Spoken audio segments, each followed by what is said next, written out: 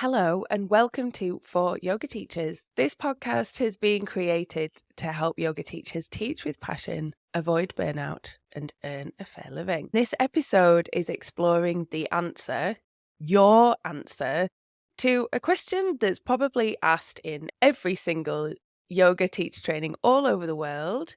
Should yoga teachers use Sanskrit? We'll look at some reasons for using Sanskrit and some concerns around using Sanskrit, and then a few questions to help make your mind up. Remember, the decision that you make now isn't forever set in concrete. You can actually assess whether and how much Sanskrit to use in a case-by-case, class-by-class basis. Sanskrit is an ancient Indian language that our revered yoga scriptures are written in. The Sanskrit alphabet is a completely different offering to the English alphabet. For kickoff, there are more characters, which means that one Sanskrit character can't be directly replaced by an English character. There'd be too many left over. So diacritical markings are used, such as dots and lines around a letter, to indicate the pronunciation of the Sanskrit character. However, these diacritical markings aren't always used in written text, and so you would be forgiven for pronouncing a word the way that it looks. For example, savasana. In an ideal world, we'd have the diacritical markings present all of the time, and we'd learn how to pronounce the Sanskrit accordingly. But there are still issues with that. Okay, I'm getting ahead of myself here.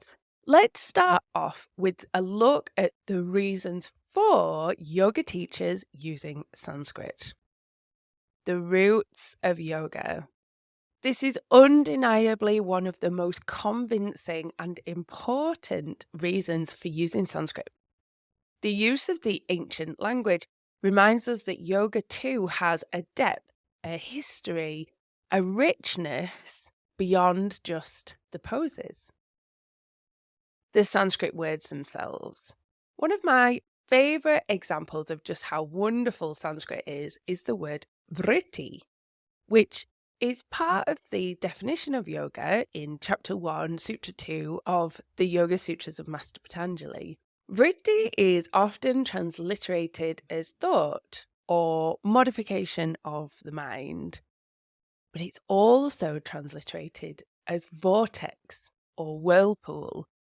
This is just absolutely incredible when you think about it, that the ancient yogis, even without pinging notifications, even without smartphones and the internet, were still so astounded about the power of the mind that they used the word vortex for thought. Amazing.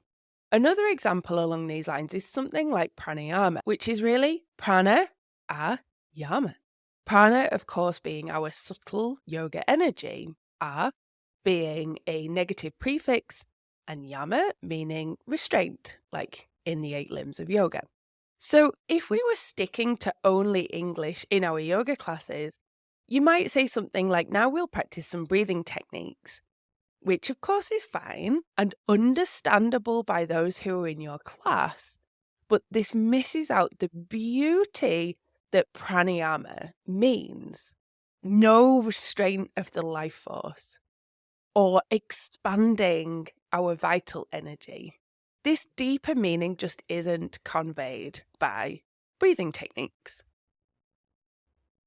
In the concerns around using Sanskrit, I'll talk about how, as yoga teachers, we need to transliterate and explain and add meaning on. Just saying the word pranayama doesn't convey the depth of the meaning.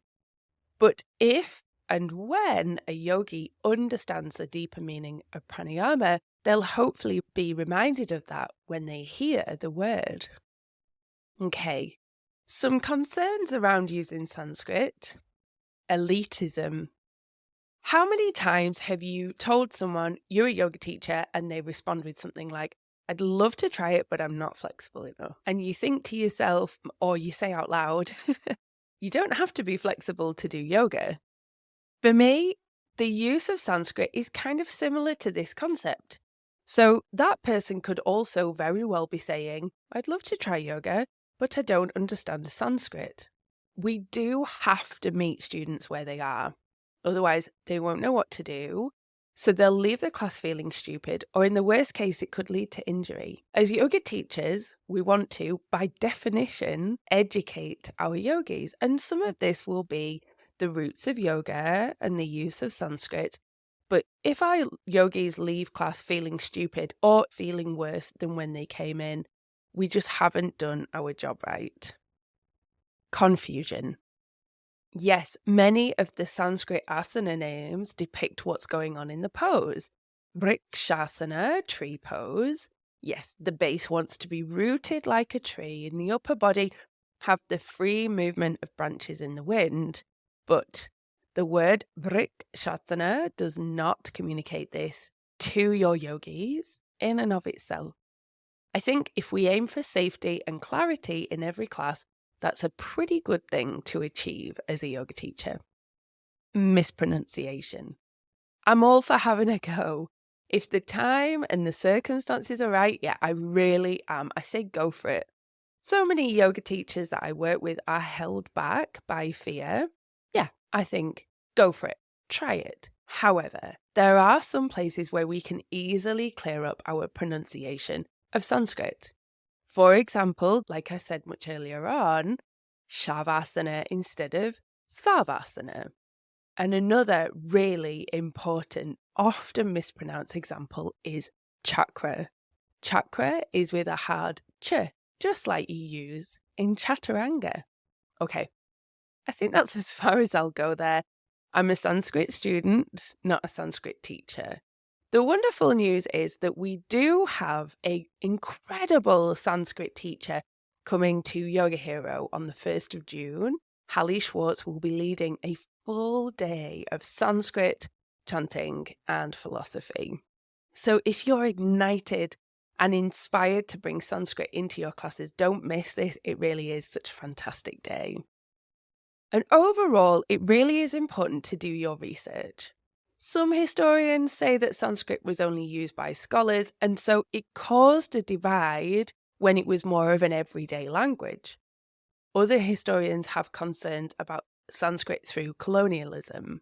Some yogis campaigning hard, and rightly so, against cultural appropriation in yoga say that using Sanskrit is a big step towards not appropriating yoga. Other campaigners say that Sanskrit is appropriating yoga. Let's just take a step back for a moment. Remember, there are different schools of yoga: Jnana Yoga, Bhakti Yoga, Raja Yoga, Karma Yoga, because everyone is different and everyone needs to find their own path. But all of these paths lead to the same place. In the same way, the use of Sanskrit or the non-use of Sanskrit can still help you lead our yogis to live a life with more peace. Ultimately, the most important thing to do is to have a really, really good think about who you are as a teacher, why you teach yoga, what your purpose is, and then in your heart of hearts, does using Sanskrit fit with this purpose or does it not? And there's your answer to the question that we asked right at the beginning of this episode. I do hope you can join us on the 1st of June for Hali Schwartz's Day of Sanskrit, whether you're keen to sprinkle Sanskrit into your classes now or it's something that you'll explore in the future.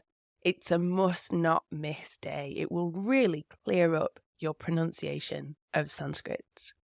And so there you have some reasons for and some concerns about using Sanskrit. It's an ongoing balancing act of acknowledging and representing the roots and the depths of yoga, but balancing that with making sure that you are teaching safely at all times. I hope that's given you some food for thought. What's your decision? I'd love to hear from you and what your thinking is. But above all, yoga teacher, happy teaching.